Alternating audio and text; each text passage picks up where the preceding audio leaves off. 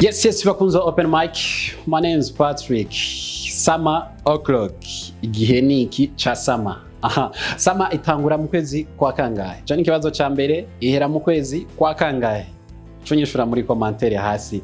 Summer yageze niwo mwanya wavyo, niwo mwanya wo kujya vibe.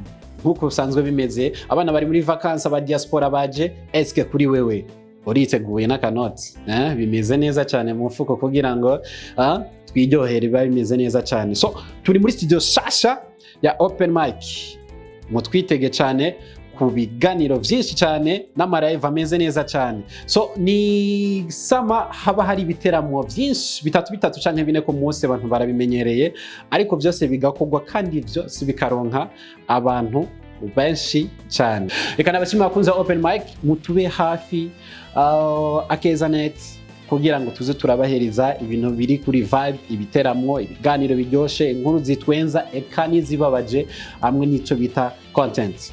My name is Patrick. Asante sana.